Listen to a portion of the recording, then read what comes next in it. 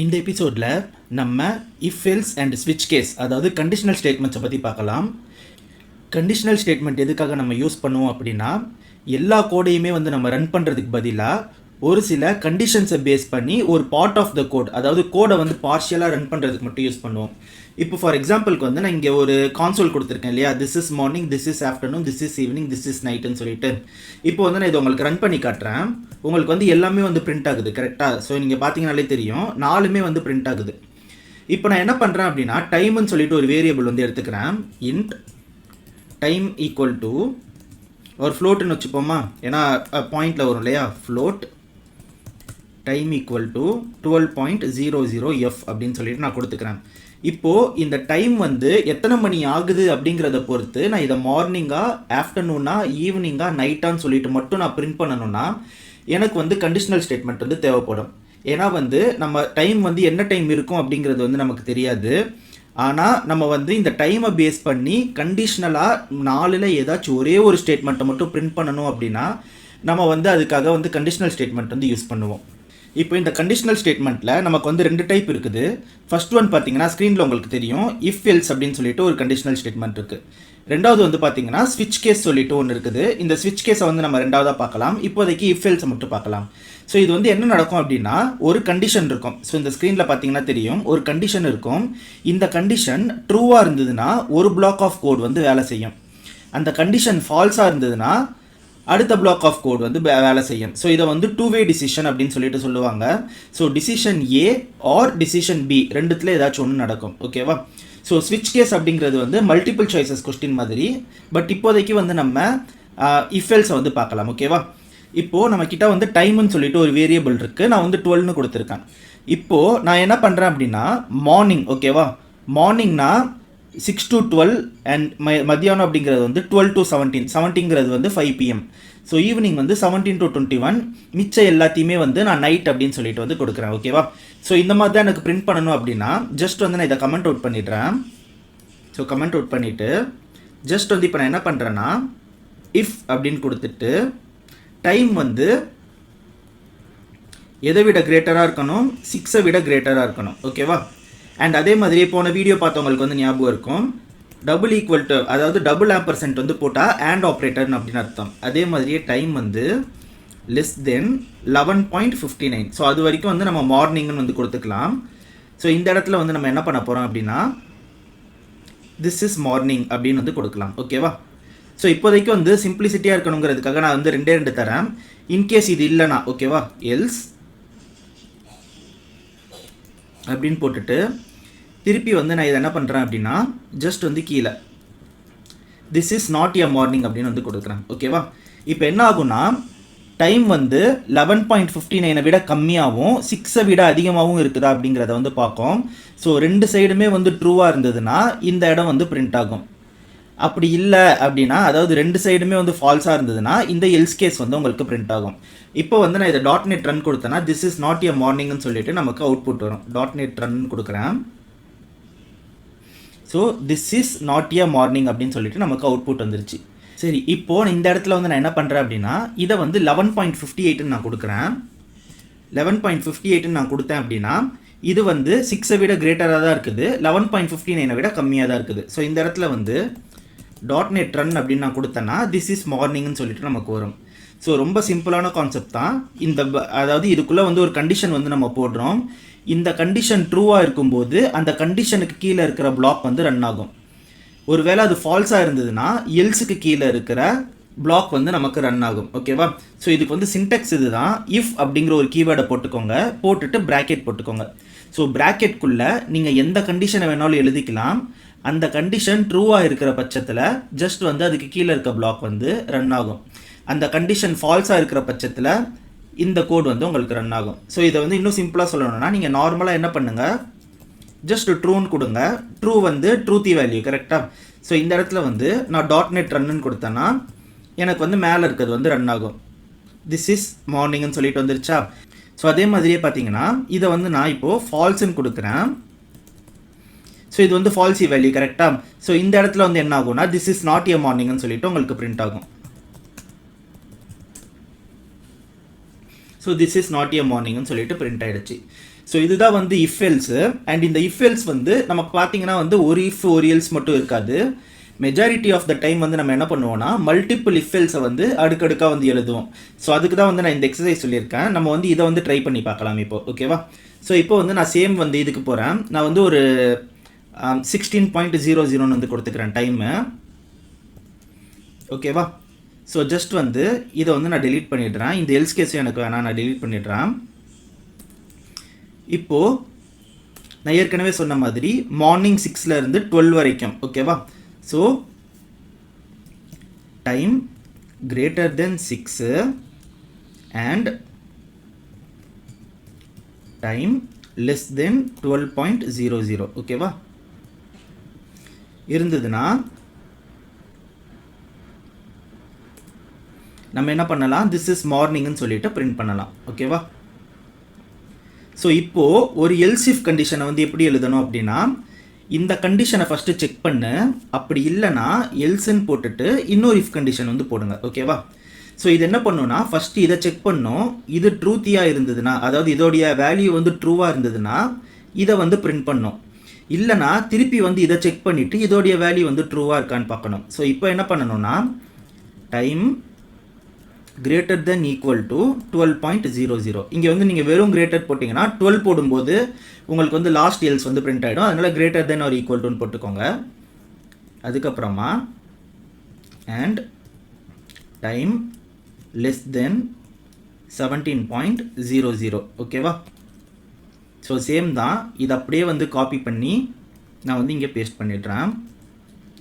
ஓகேவா? ஸோ ரெண்டு வந்து எழுதியாச்சு. திருப்பி அடுத்து என்ன பண்ணணும், இன்னொரு எல்ஸ் இஃப். ஸோ இப்போ மூணாவது கண்டிஷனை வந்து நம்ம செக் பண்ணுறோம். ஓகேவா? ஸோ இந்த இடத்துல டைம் வந்து again greater than or equal to 17.00 and அதே மாதிரியே டைம் வந்து ஸோ நம்ம எவ்வளோ கொடுத்துருக்கோம், கீழே 21 வந்து கொடுத்துருக்கோம். கரெக்டாக? ஸோ 21.00 வரைக்கும் இருந்ததுன்னா ஜஸ்ட் நம்ம என்ன பண்ணுறோம், ஈவினிங்னு சொல்லிட்டு பிரிண்ட் பண்ணுறோம். ஸோ இந்த மூணு கேஸ்லேயுமே எதுலேயுமே இல்லைன்னா லாஸ்ட்டாக வந்து ஒரு எல்ஸ் கேஸ் வந்து போட்டுட்டு இதை வந்து நம்ம நைட்டுன்னு சொல்கிறோம். ஓகேவா? ஸோ இவ்வளோ தான், முடிஞ்சு போச்சு. இப்போ வந்து நம்ம வந்து இதை பிரிண்ட் பண்ணி பார்க்கலாம். .NET ரன் அப்படின்னு சொல்லி கொடுத்தீங்கன்னா ஸோ திஸ் இஸ் ஆஃப்டர்நூன் சொல்லிட்டு வந்துருச்சு. சரி, இப்போ வந்து நான் வெறும் 1ன்னு போடுறேன். ஸோ இப்போ வந்து எனக்கு வந்து இது நைட்டுன்னு வரணும். கரெக்டாக? ஸோ .NET ரன் அப்படின்னு கொடுத்தேன்னா ஸோ திஸ் இஸ் நைட்டுன்னு சொல்லிட்டு வந்துருச்சு. ஸோ இவ்வளோ தான் வந்து கண்டிஷனல் ஸ்டேட்மெண்ட்டு. நான் எப்பயுமே சொன்ன மாதிரி ஒரு இஃப் கீவேர்ட் போட்டுக்கோங்க, பக்கத்தில் ப்ராக்கெட்குள்ளே ஏதாச்சும் ஒரு கண்டிஷன் எழுதுங்க. அந்த கண்டிஷன் ட்ரூவாக இருக்கிற பட்சத்தில் அந்த பிளாக் வந்து ரன் ஆகும். ஸோ நீங்கள் வந்து இந்த மாதிரி எவ்வளோ வேணாலும் செயின் பண்ணிட்டு போகலாம். எல்சிஃப் எல்சிஃப்னு போட்டுட்டு நீங்கள் வந்து செயின் பண்ணிக்கிட்டே போகலாம். செயின் பண்ணிக்கிட்டே போகும்போது அட் த எண்ட் வந்து எதுவுமே வந்து ட்ரூத்தியாக இல்லைன்னா கடைசியாக வந்து இந்த எல்ஸ் பிளாக் வந்து நமக்கு ரன் ஆகும். சரி, இப்போ வந்து நான் எல்ஸே போடலை, அப்போ என்ன ஆகும்? ஸோ இப்போ வந்து நான் என்ன பண்ணுறேன், இந்த மொத்தத்தையும் தூக்கிடுறேன். கோடு தப்பான்னு கேட்டால் கோடு வந்து தப்பு கிடையாது, கோடு வந்து 100% வந்து கரெக்டு தான். இப்போ நான் எல்ஸ் கேஸே போடலை, நைட்டுக்கு வந்து நான் ஒரு கேஸே எழுதலை. இப்போ வந்து நான் ரன் பண்ணால் என்ன ஆகும்னா கோடில் வந்து எரர் வராது, ரன் ஆகும், ஆனால் எதுவுமே வந்து பிரிண்ட் ஆகாது. ஸோ நீங்கள் பார்த்தாலே தெரியும் எதுவுமே வந்து பிரிண்ட் ஆகலை இல்லையா? ஸோ அந்த மாதிரி வந்து எல்ஸ் கேஸ் வந்து நீங்கள் போடாமல் விட்டிங்கன்னா ஜஸ்ட் வந்து கோடு வந்து எதையுமே பிரிண்ட் பண்ணாமல் மொத்தமாக இக்னோர் பண்ணிவிடும். உங்களுக்கு வந்து எதையுமே வந்து பிரிண்ட் பண்ணாது. ஆர் ஏதாச்சும் ஒரு ஆப்ரேஷன் பண்ணணும்னு நினைக்கிறீங்கன்னா உங்களுக்கு வந்து அதை பண்ண விடாது. ஸோ ரொம்பவே வந்து சிம்பிளான ஒரு விஷயம் தான். நம்ம வந்து இப்போ இன்னொரு எக்ஸசைஸ் வந்து இதில் பண்ணலாம். ஓகேவா? ஸோ நம்ம வந்து ஒரு நம்பர் வந்து எழுதிக்கலாம். அந்த நம்பர் வந்து ஆட் நம்பரா ஈவன் நம்பரா அப்படிங்கிறத வந்து ஜஸ்ட் வந்து கண்டுபிடிக்கலாம். So int a equal to, so நம்ம வந்து ஒரு ரேண்டம் நம்பர் கொடுத்துக்கலாமா? ஸோ 1 2 3ன்னு சொல்லிட்டு வந்து நான் கொடுக்குறேன். இப்போது இஃப் a percentage, அதாவது வந்து ரிமைண்டர் 2 ஈக்குவல் டு 0வா அப்படிங்கிறத வந்து செக் பண்ணுது. செக் பண்ணிவிட்டு ஈக்குவல் டு 0வா இருந்ததுன்னா என்ன பண்ணணும், given number is even அப்படின்னு சொல்லிட்டு நான் பிரிண்ட் பண்ணுறேன். அப்படி இல்லைன்னா என்ன பண்ணணும், ஆடுன்னு சொல்லிட்டு பிரிண்ட் பண்ணணும். கரெக்டாக? ஸோ கான்சோல் ரைட் லைன் கொடுத்துட்டு given number is odd அப்படின்னு சொல்லிட்டு நான் பிரிண்ட் பண்ணுறேன். ஓகேவா? ஸோ இந்த இடத்துல பார்த்தீங்கன்னா .NET ரன்னு கொடுத்தீங்கன்னா நமக்கு வந்து ஆட் நம்பர்னு சொல்லிட்டு பிரிண்ட் ஆகும். ஸோ இவ்வளோ தான், ரொம்பவே வந்து ஒரு சிம்பிளான ஒரு கான்செப்ட் தான் இஃப் எல்ஸ் கண்டிஷன் அப்படிங்கிறது. இது வந்து கோடில் வந்து நம்ம நிறைய இடத்துல வந்து நம்ம யூஸ் பண்ணுவோம். பேக் எண்டாக இருக்கட்டும், இல்லைனா வந்து ஃப்ரண்ட் எண்டில் மற்ற லாங்குவேஜஸ்லாம் வந்து ரொம்பவே வந்து அதிகமாக யூஸ் பண்ணுவோம். ஸோ இது வந்து ரொம்பவே கற்றுக்கிறதுக்கு ஈஸி தான். இதில் வந்து நிறையா ப்ராக்டிஸ் வந்து நீங்கள் ட்ரை பண்ணி பாருங்கள். ஸோ அண்ட் இதில் வந்து இதே மாதிரி இன்னொன்று இருக்குது, ஸ்விட்ச் கேஸ்னு ஒன்று இருக்குது. ஸோ நான் இது வந்து ஏற்கனவே சொன்னேன் இல்லையா, ஸோ ஸ்விட்ச் கேஸ்ன்ட்டு இப்போ அதுக்கான சின்டெக்ஸை வந்து பார்க்கலாம். ஸோ இப்போ வந்து நீங்கள் பார்த்தீங்களே தெரியும், நான் திருப்பி வந்து அதை பழைய ஸ்க்ரீனுக்கு வந்துட்டேன். இதுதான் வந்து ஸ்விட்ச் கேஸ். ஸோ ஸ்விட்ச் கேஸை பொறுத்த வரைக்கும் சேம் கதை தான். ஒரு எக்ஸ்பிரஷன் வந்து நம்ம எழுதிடுவோம். ஸோ இந்த இடத்துல வந்து நம்ம ஒரு எக்ஸ்பிரஷன் எழுதிடுவோம். ஜஸ்ட் வந்து இந்த எஃப்க்குள்ளே எப்படி ஒரு கண்டிஷன் எழுதணுமோ அந்த மாதிரி வந்து ஒரு கண்டிஷன் வந்து நம்ம எழுதிடுவோம். அதுக்கப்புறமா நம்ம என்ன பண்ணுவோம்னா கேஸாக போட்டு அது என்ன கேஸ் அப்படிங்கிறத வந்து பார்ப்போம். ஸோ கேஸ் 1ல் வந்து ஒரு கோடு, கேஸ் 2ல் வந்து ஒரு கோடு, கேஸ் 3ல் ஒரு கோடு, அந்த மாதிரி வந்து நம்ம லைனாக எழுதிக்கிட்டே போவோம். ஸோ இதுதான் வந்து நமக்கு ஸ்விட்ச் கேஸ். இங்கே எப்படி வந்து கடைசியாக வந்து ஒரு எல்ஸ் பிளாக் போட்டு மொத்தமாக எழுதணுமோ அந்த மாதிரி இந்த இடத்துல டிஃபால்ட்டுன்னு ஒரு பிளாக் போட்டு அங்கே வந்து மொத்தமாக மிச்சம் எல்லாத்தையுமே வந்து எழுதுவோம். இப்போ வந்து நான் என்ன பண்ணுறேன் அப்படின்னா ஜஸ்ட் வந்து ஒரு சிம்பிளான ஒரு எக்ஸசைஸ் வந்து பார்ப்போம். இப்போது இருக்கிற கோடை வந்து நான் மொத்தமாக அழிச்சிட்டு ஒரு சிம்பிளான ஒரு கோடு எழுதுறேன். ஓகேவா, ஸ்ட்ரிங் லைட்டுன்னு எழுதுறேன், ஒரு டிராஃபிக் லைட்னு எழுதுறேன்,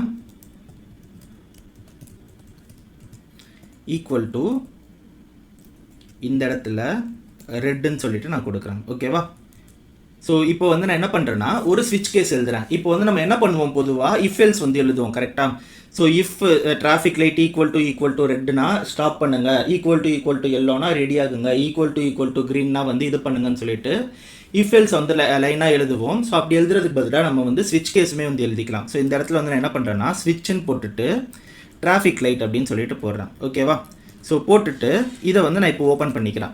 ஸோ இதுக்குள்ளே தான் வந்து நம்ம இப்போது கேஸஸ் எழுதணும். ஓகேவா, இப்போ வந்து இந்த கேஸ் எழுதுறது வந்து எப்படின்னா ஜஸ்ட் வந்து கேஸுன்னு சொல்லிட்டு அந்த கீவேர்டை போட்டுக்கோங்க.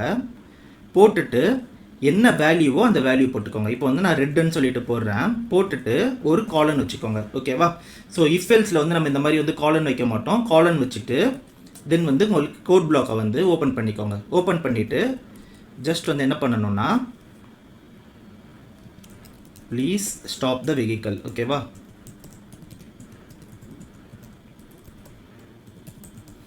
அண்ட் ரொம்ப ரொம்ப முக்கியமாக இதில் இன்னொரு விஷயம் என்னென்னா பிரேக் கீவேர்டை வந்து எழுதணும். ஸோ ஒரு கேஸ் முடியும் போதும் பிரேக் கீவேர்டை வந்து மேண்டட்ரியாக எழுதணும். இன்கேஸ் வந்து நீங்கள் எழுதலைன்னா உங்களுக்கு வந்து எரர் வரும். ஓகேவா, இப்போ அதே மாதிரியே வந்து இப்போ நான் என்ன பண்ணுறேன்னா அடுத்த கேஸ் வந்து எழுதுகிறேன்.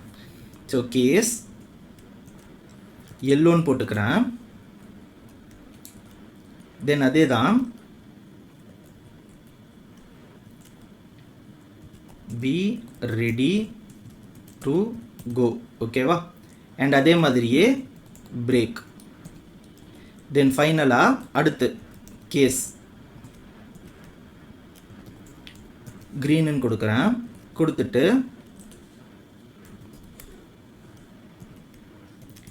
You can go now. ஓகேவா, அண்ட் லாஸ்ட்டாக வந்து பிரேக்குன்னு கொடுத்துக்கிறேன். ஸோ அவ்வளோதான், ரொம்பவே வந்து ஈஸியான ஒரு விஷயந்தான். இப்போதைக்கு வந்து இந்த கோடை வந்து நம்ம ரன் பண்ணி பார்ப்போம். .NET ரன் அப்படின்னு வந்து நான் போட்டேன் அப்படின்னா ஸோ இது இருக்கா, ப்ளீஸ் ஸ்டாப் யூர் வெஹிக்கல்னு இருக்கா. சரி, இப்போ இந்த இடத்துல வந்து நான் க்ரீனுன்னு மாற்றுறேன். ஸோ அகெயின் இதுவும் வந்து க்ரீனு. இப்போது .NET ரன்னு நான் கொடுத்தேன் அப்படின்னா யூ கேன் கோ நவ்னு சொல்லிட்டு இருக்குதா. ஸோ இவ்வளோ தான் வந்து ஸ்விட்ச் கேஸ். சரி, இப்போ இதில் வந்து ஃபைனலாக இன்னொரு எக்ஸசைஸ் வந்து நம்ம பார்க்கலாம். இப்போ வந்து நான் என்ன பண்ணுறேன் அப்படின்னா இதை வந்து நான் அப்படியே டிலீட் பண்ணிடுறேன். டிலீட் பண்ணிவிட்டு இன்ட் ஆவரேஜ்னு எடுத்துப்போம், மார்க் ஆவரேஜ்னு எடுத்துப்போம், இல்லைனா ஈக்குவல் டு 18 சொல்லிட்டு நான் எடுத்துக்கிறேன். இந்த இடத்துல வந்து நான் என்ன பண்ணுறேன்னா மார்க் ஆவரேஜ் அப்படிங்கிறத வந்து போட்டுக்கிறேன். இப்போ வந்து நம்ம என்ன பண்ண போகிறோம்னா ஒரு சில விஷயத்தை வந்து நம்ம செக் பண்ண போகிறோம். ஃபார் எக்ஸாம்பிளுக்கு வந்து இந்த ஆவரேஜ் வந்து எவ்வளோ இருக்குது அப்படிங்கிறது. இப்போ கேஸில் வந்து நான் என்ன பண்ணுறேன் அப்படின்னா ஜஸ்ட் 80க்கு மேலே இருந்ததுன்னா, ஃபார் எக்ஸாம்பிள் வந்து 90க்கு மேலே இருந்ததுன்னா யுவர் கிரேட் இஸ் ஏன்னு சொல்லிட்டு நான் பிரிண்ட் பண்ணுறேன். ஸோ யுவர் கிரேட் இஸ் ஏன்னு சொல்லிட்டு நான் பிரிண்ட் பண்ணுறேன். ஸோ இந்த கேஸில் வந்து நான் இப்போ என்ன பண்ணுறேன் அப்படின்னா ஜஸ்ட் வந்து லெஸ்ஸர் தென் ஈக்குவல் டு 90 வந்து செக் பண்ணுறேன். அண்ட் அதே மாதிரியே இங்கே டபுள் ஆம்பர்சென்ட் வந்து நம்ம போடக்கூடாது கேஸில். ஸோ ஸ்விட்ச் கேஸில் வந்து இந்த மாதிரி டபுள் ஆம்பர்சென்ட்டுக்கு பதிலாக நம்ம டேரெக்டாக அண்ட் அப்படிங்கிற கீவேர்டையே வந்து டேரெக்டாக யூஸ் பண்ணிக்கலாம். அண்ட் இப்போ வந்து நம்ம என்ன பண்ணணும் அப்படின்னா ஜஸ்ட் வந்து கிரேட்டர் தென் 18 வச்சுப்போமா, இல்லை 75ன்னு வச்சுப்போம், 75.00ன்னு வச்சுப்போம். ஆர் வந்து இது இன்டீஜராக இருக்கு இல்லையா, 75னே வச்சுப்போம். இந்த இடத்துல வந்து யுவர் கிரேட் இஸ் பி அப்படின்னு சொல்லிட்டு போட்டுடலாம். அண்ட் நான் ஏற்கனவே சொன்னேன் இல்லையா, எல்ஸ் வந்து எப்படி லாஸ்ட்டாக வந்து எதுவுமே வந்து ட்ரூத்தியாக இல்லைனா எல்ஸ் கேஸ் எழுதுவோமா, அந்த மாதிரி வந்து இங்கே டிஃபால்ட் எழுதிக்கலான்ட்டு. ஸோ இந்த இடத்துல வந்து நான் என்ன பண்ணுறேன் அப்படின்னா, இந்த கேஸையே மொத்தமாக தூக்கிட்டு டிஃபால்ட்டுன்னு சொல்லிட்டு போட்டுக்கிறேன். ஸோ எதுவுமே வந்து ஒர்க் ஆகலைன்னா இது வந்து ஒர்க் ஆகும். ஸோ ஜஸ்ட் வந்து நம்ம ஒரு எக்ஸாம்பிளுக்காக பிரிண்ட் பண்ணிக்கலாம். You are in C great அப்படின்னு சொல்லிட்டு வந்து நம்ம பிரிண்ட் பண்ணிக்கலாம். ஓகேவா? ஸோ இந்த இடத்துல வந்து நான் இப்போ .NET ரன்னு கொடுத்தேன் அப்படின்னா,